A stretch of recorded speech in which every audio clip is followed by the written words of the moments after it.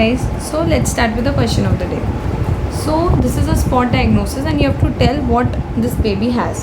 So I still remember in my Neet 2024 exam I had around 2 to 3 questions which was just spot diagnosis. You have to just answer what is the condition this baby is suffering from, and all the photos had a baby which from which a umbilical mass was coming out. So the same happened with me in during the last night of my labor room posting. So in this was a baby who was born at 37 weeks, 37 plus 3 days. So this baby had congenital diaphragmatic hernia, also some defect which you have to tell. So the options can be gastroschisis, omphalocele and umbilical hernia. So you can clearly see this photo. This is you can answer it in a one go. So first you need to know the difference between a gastroschisis and omphalocele. So why gastroschisis and omphalocele occurs? First, what do you mean by cele? Cele means that it is an opening. So from an opening something is coming out.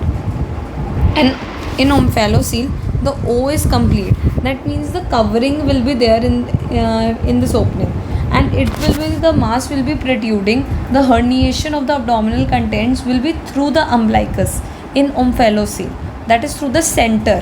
And in gastroschisis you can learn, we have R here, gastro. So from the right side, that is it is a para umbilical herniation. Para means from the side of the umbilicus. Omphalocele come from the umbilicus. Gastro, as G is open, O is closed. So O, it is covered by membranes. And which membrane it is? This is also PYQ, very important. Which membrane? Amnion. Important PYQ. Gastroschisis, it is not covered with membranes. So what are the contents? In omphalocele you have liver, very common, intestine, spleen, colon. In gastroschisis 100% intestines will be coming out, some colon or bladder will be coming out. From G you can learn, G, it is associated from G to G, good prognosis. So it is not associated with other congenital anomalies. But omphalocele, it is associated with other congenital anomalies. Which congenital anomalies? Trisomy 13, that is the Patau, and trisomy 18. 18 is Edwards. And Beckwith-Wiedemann syndrome. You will tell me what other things come in Beckwith-Wiedemann syndrome. And these are associated with, these are syndromic babies. These are associated with other structural anomalies like some cardiac anomalies, some neural tube defect. For example, this baby also had congenital diaphragmatic hernia. And all, just a fact, what we don't do in congenital diaphragmatic hernia, bag and mask ventilation. So this baby had some respiratory distress, we just put some oxygen hood on it, didn't do any bag and mask ventilation, nothing like that. So, and umbilical hernia is also in the option. So you all know umbilical hernia won't be the answer. Umbilical hernia, I'll explain that later. From gastro and omphalocele, what will you mark?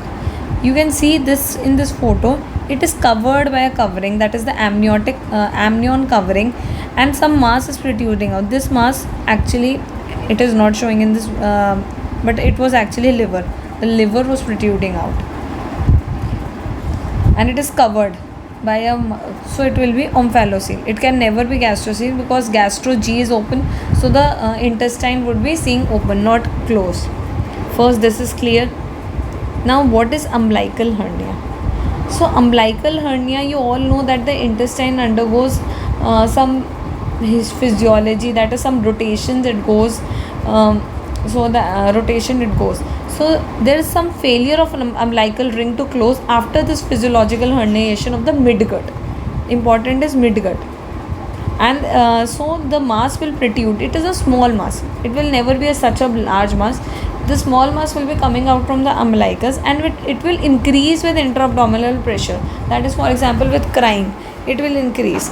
And it is associated with, very important, I don't know why I felt like this is very important, it is associated with congenital hypothyroidism.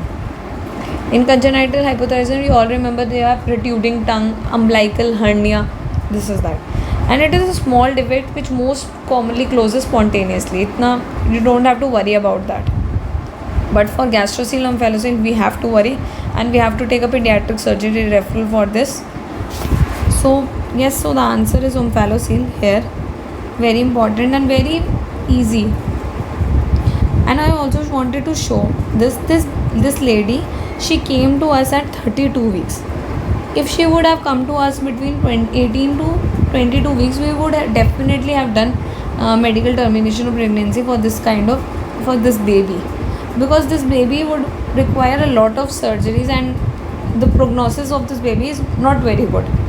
So I wanted to show another case which happened in our hospital only. So this is an abortus. This is a 19-week abortus that I remember, which had omphalocele, and we terminated this pregnancy for the sake of the mother. And so you can see omphalocele here also. So mostly we do MTP, that is medical termination of pregnancy, for omphalocele, congenital rheumatic hernia, gastroschisis. We never let them continue this pregnancy.